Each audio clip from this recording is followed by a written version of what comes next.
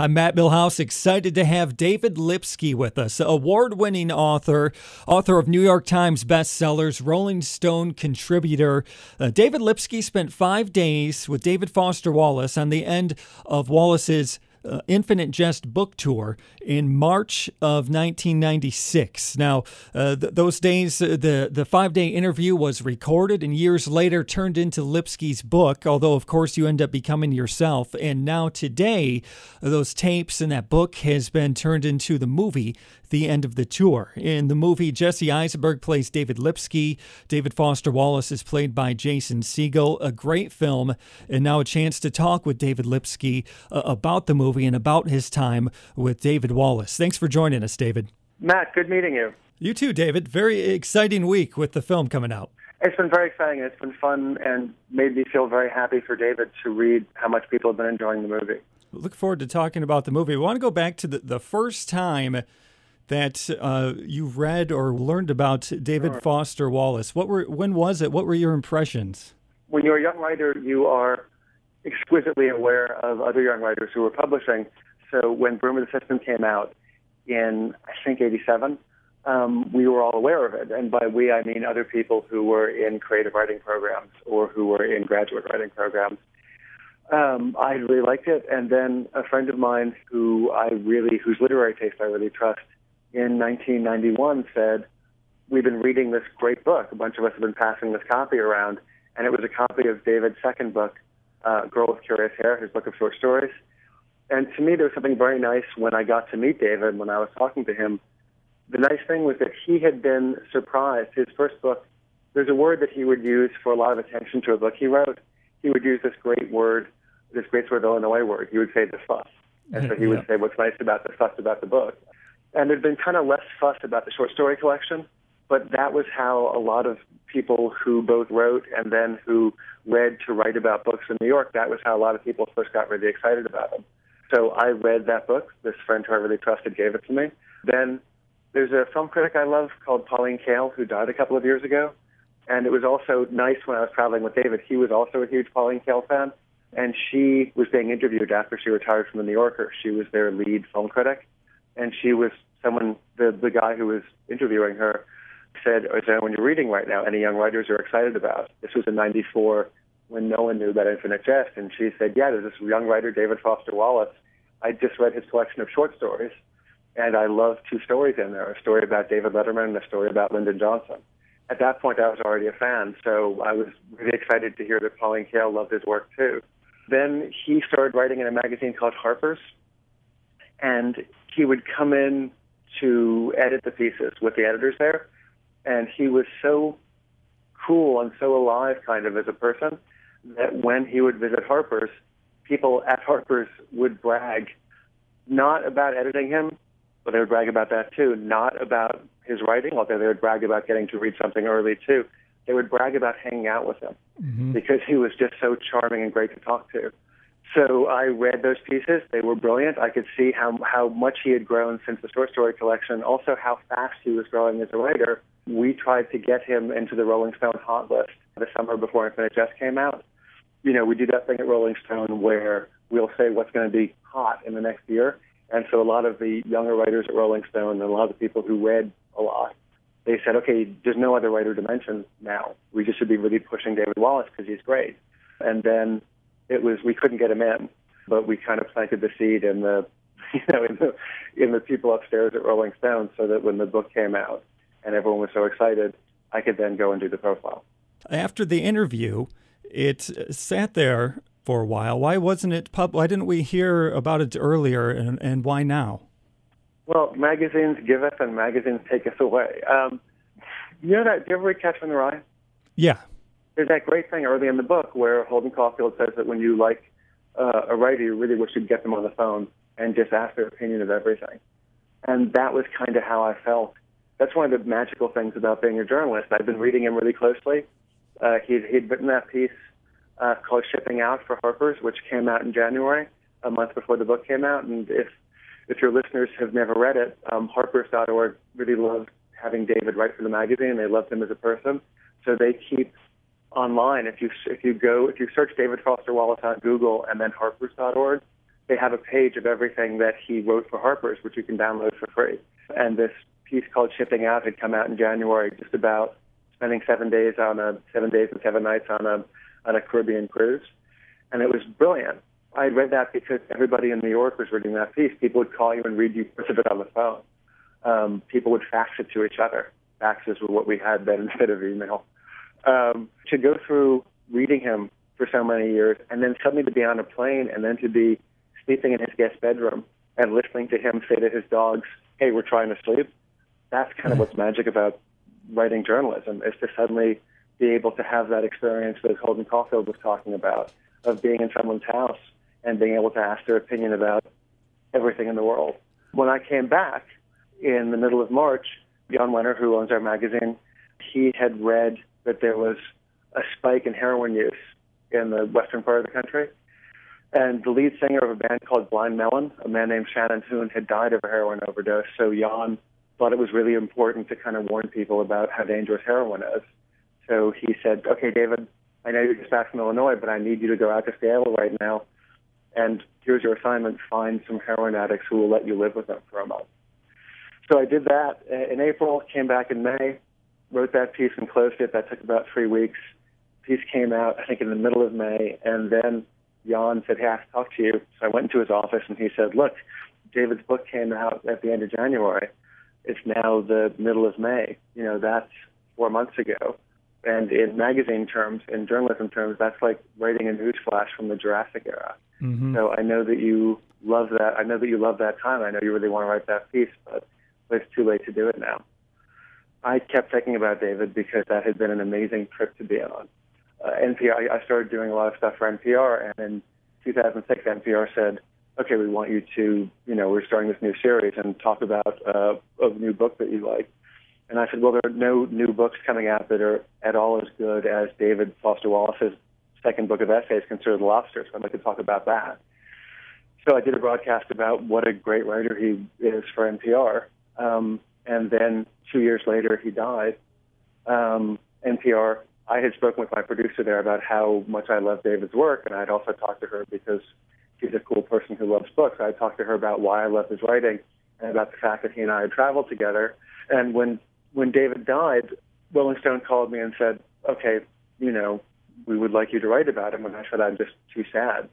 When David had died, my mom, who also lives in New York, she heard it on the radio, and she ran up to my apartment just to sit with me because she knew how upset I was going to be. I told Rolling Stone I didn't want to write about him. I just wanted to read him and think.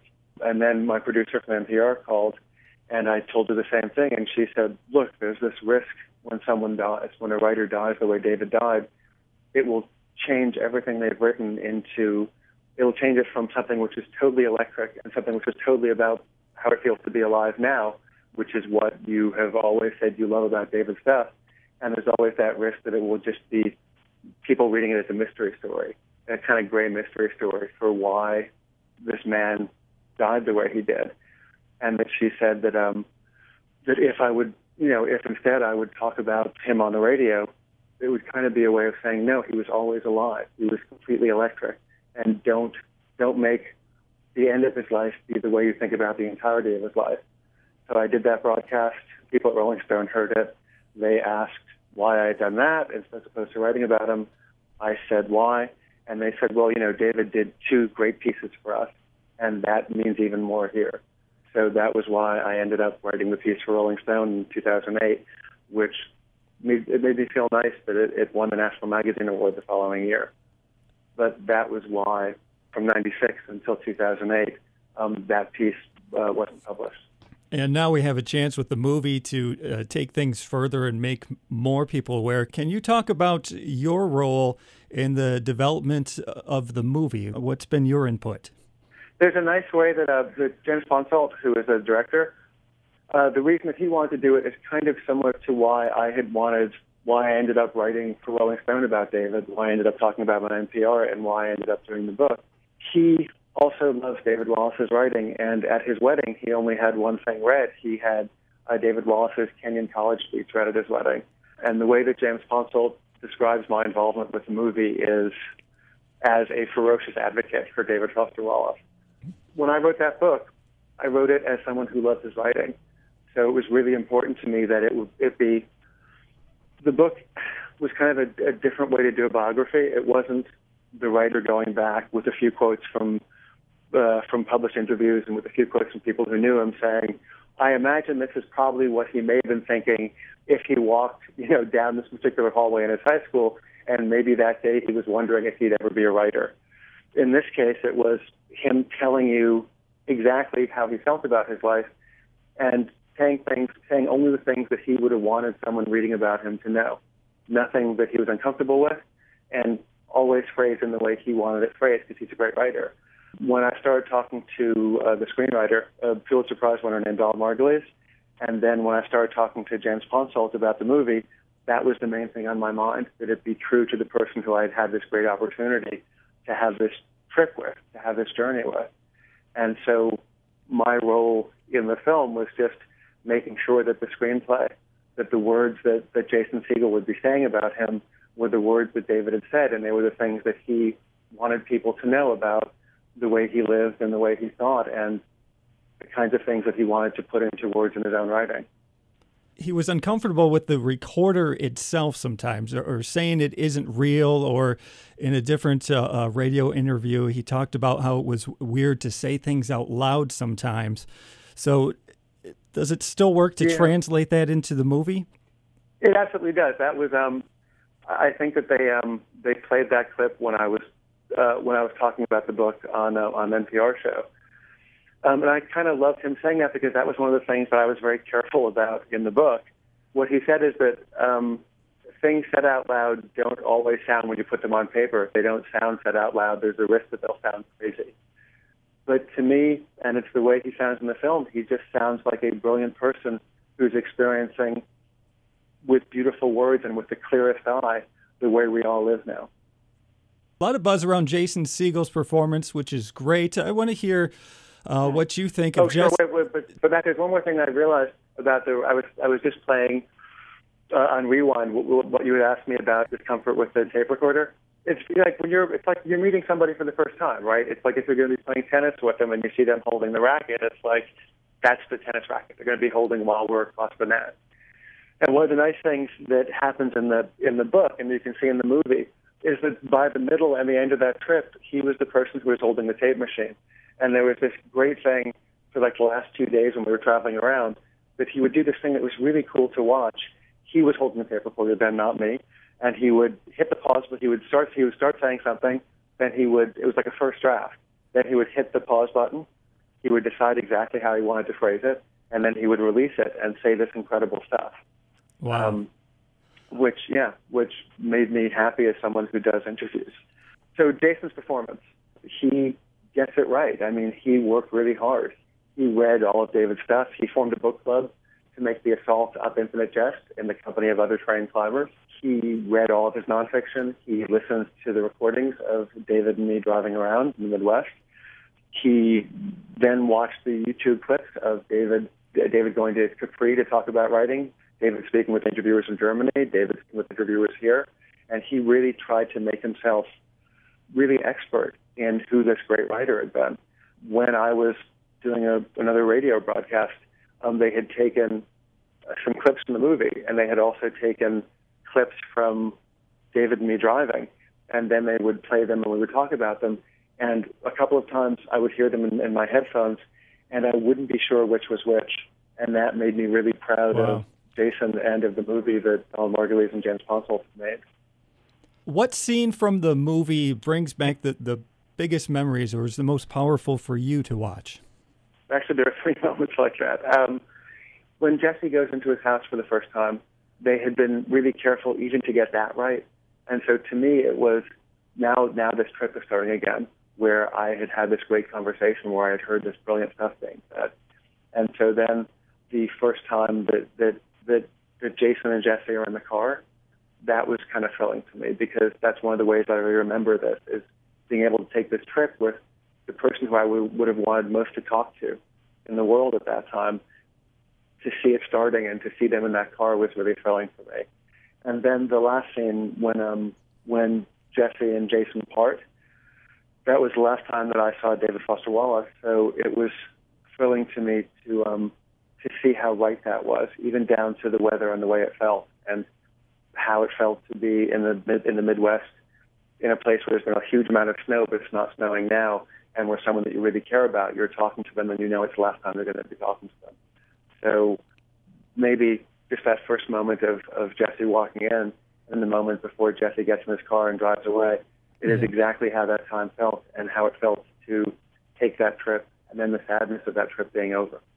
Well, David, I want to thank you so much for your time. I had a chance to see the film. I love it, and I wish you the best of luck with it here going forward. I really appreciate that, Matt. It captures something that I thought was great, and the idea that other people can take that trip that David and I took is something that's very, very exciting to me, and that makes me happy, and also kind of makes me proud as a journalist, because this is what journalism can do. It can capture life and who extraordinary people were and what they were like. So thank you for liking it, Matt.